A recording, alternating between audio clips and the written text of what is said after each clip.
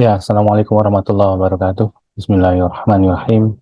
Alhamdulillahirabbil alamin. Allahumma sholli ala sayyidina Muhammad wa ala ali sayyidina Muhammad. Ya, kita masih membahas tentang patung.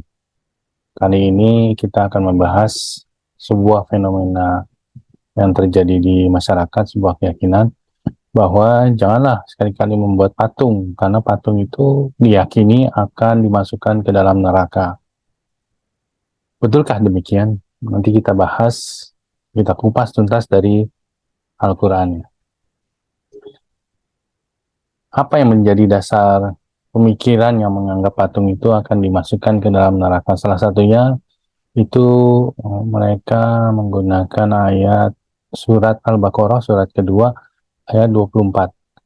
Dan yang akan saya tampilkan adalah merupakan terjemahan dari Departemen Agama atau Kemenak. Bunyinya, A'udzubillahi minasyaitonirrajim, fa'in lam taf'alu walan taf'alu fattaqun naral lati waquduhan nasu wal hijarah u'iddat lil kafirin. Maka jika kamu tidak dapat membuatnya, yaitu yang dimaksud ada Al-Quran, maka jika kamu tidak dapat membuat Al-Quran, dan pasti kamu tidak akan membuatnya, pelihara dirimu dari neraka yang bahan bakarnya manusia dan batu. Di sini bahasa Arabnya menggunakan kata al-hijarah yang disediakan bagi orang-orang kafir. Nah, kita akan sorot dua kata kunci ya, al-hijarah dan juga kafir.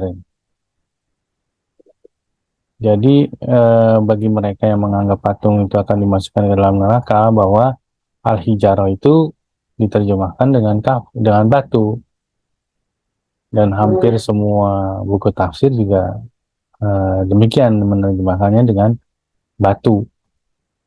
Patung terbuat dari batu-batu, sehingga patung itu dikonotasikan dengan berhala yang disembah.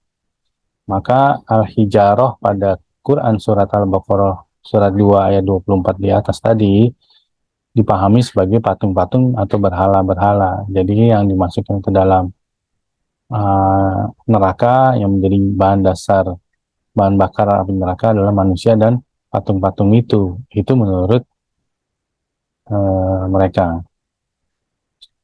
Coba mari kita telah lebih banyak lagi dan lebih dalam lagi tentang dua kata kunci. Salah satunya adalah al-hijarah dalam Al-Quran.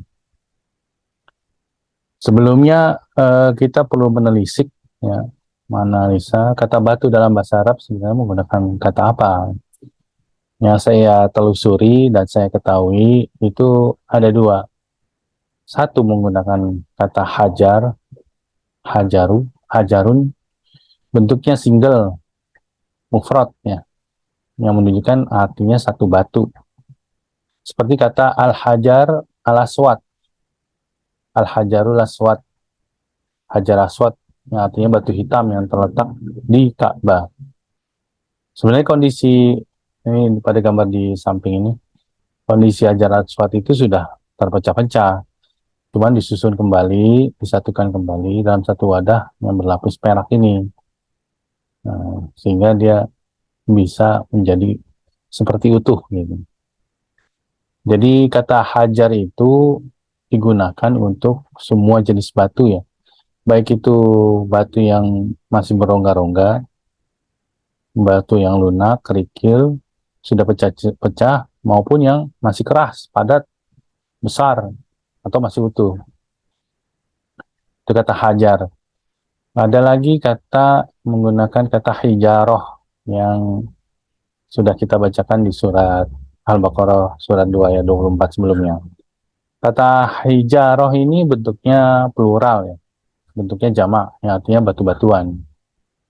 Dan maknanya itu bersangatan, artinya disebut dengan batu yang sangat padat, sangat keras, utuh, hampir-hampir tidak ada celah. Gitu. Beda dengan hajar. Hajar itu bisa berupa kerikil, batu kecil, mudah pecah-pecah, maupun yang keras padat juga disebut dengan hajar.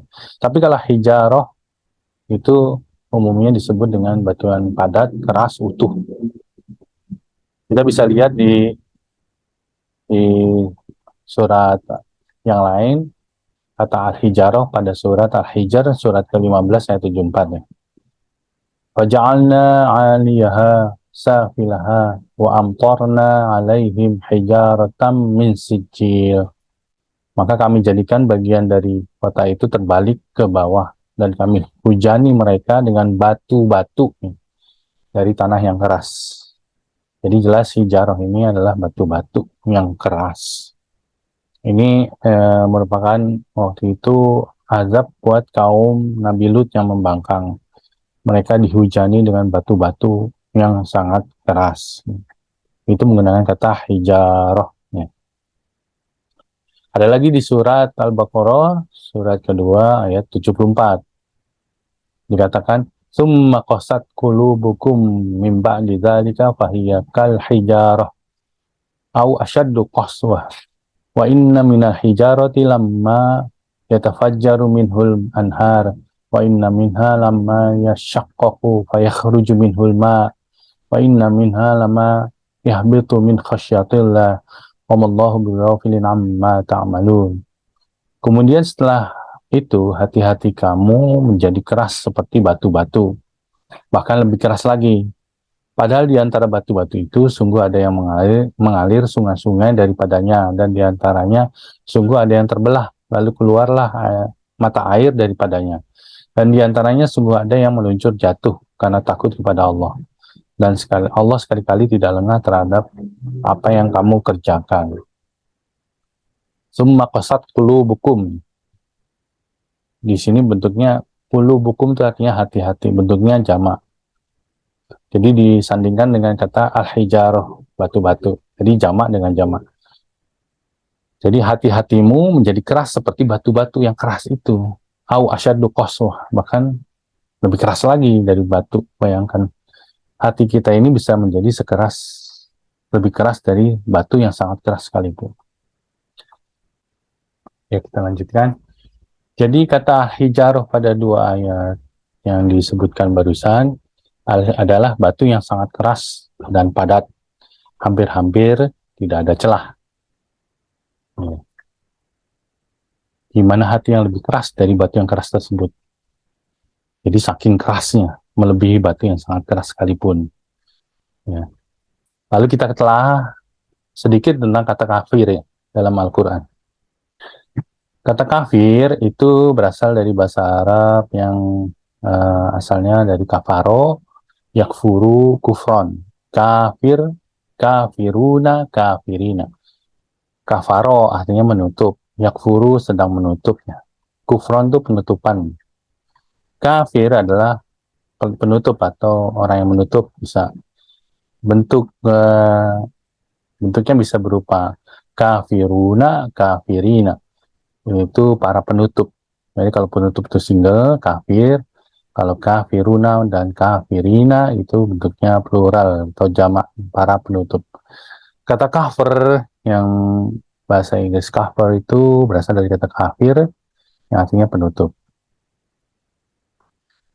Jadi kita lihat di surat Al-Baqarah surat 2 ayat 6 dan 7. Di sini Allah jelas-jelas apa yang dimaksud dengan menutup. Penutup apa? Gitu.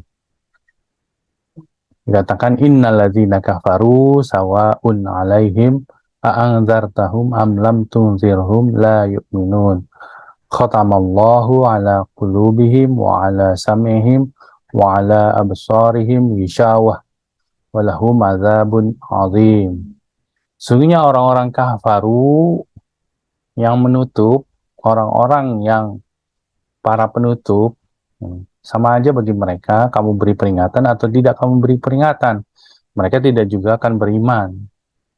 Kenapa bisa seperti itu? Karena Allah telah mengunci mati, hati, dan pendengaran mereka, dan penglihatan mereka itu ditutup. Dan bagi mereka siksa yang amat berat. Jadi, karena mereka menutup diri, menutup dari segala informasi, dari segala panca inderanya itu ditutupnya, itu maka Allah hidayah Allah tidak akan masuk ke dalam hatinya dan sebagainya, gitu ya. Jadi jelas bahwa yang ditutup adalah hatinya, pendengarannya, penglihatannya, dan seterusnya. Nah, jadi kita bisa flashback kembali ke surat Al-Baqarah, surat kedua ayat 24, dan ini sebagai alternatif terjemahan yang menurut saya lebih mengena. Kita ulas lagi kata Al-Hijarah yang dimaksud di surat 2 ayat 24. فَإِنْ لَمْ تَفْعَلُوا وَلَنْ تَفْعَلُوا فَاتَّقُوا النَّارَ الَّتِي وَقُودُهَا النَّاسُ وَالْحِجَارَةُ أُعِدَّتْ لِلْكَافِرِينَ. Maka jika kamu tidak dapat membuatnya, Al-Quran, dan pasti kamu tidak akan dapat membuatnya, peliharalah dirimu dari neraka yang bahan bakarnya manusia, yang hatinya sangat membatu, yang disediakan bagi orang-orang yang menutup hatinya, akalnya, pendengarannya, penglihatannya, dan sebagainya. Jadi jelas ya, kalau bagi saya ini lebih mengena. Jadi yang dimaksud dengan al-hijarah itu bukanlah batu, tapi manusia yang hatinya sangat membatu ya, mengkristal, seolah-olah terpahat dengan sangat keras, dengan sangat padat, seperti halnya patung-patung, saking padat dan kerasnya. Jadi bukan patung, tapi manusia, begitu. Seperti yang Allah sudah terangkan tadi di surat ini, bahwa hati manusia itu di surat 2 ayat 74, hati manusia itu bisa lebih keras dari batu. Maka al-hijarah di sana di surat 224 adalah manusia yang hatinya sangat membatu. Simpulan. Jadi kata al-hijar pada surat 2 ayat 24 yang menjadi bahan bakar api neraka bukanlah batu, akan tetapi manusia yang membatu. Karena hatinya, pendengarannya, penglihatannya sudah lebih keras lagi dari batu yang sangat keras dan padat sekalipun. Tidak bisa dimasuki ke dalam hati dan pikirannya tentang wahyu Allah atau Al-Quran. Kata al-hijarah yang diibaratkan manusia yang sangat membatu itu sejalan dengan kata lain, yaitu kafir, yang artinya orang yang menutup hatinya, akalnya, pendengarannya, penglihatan, dan sebagainya.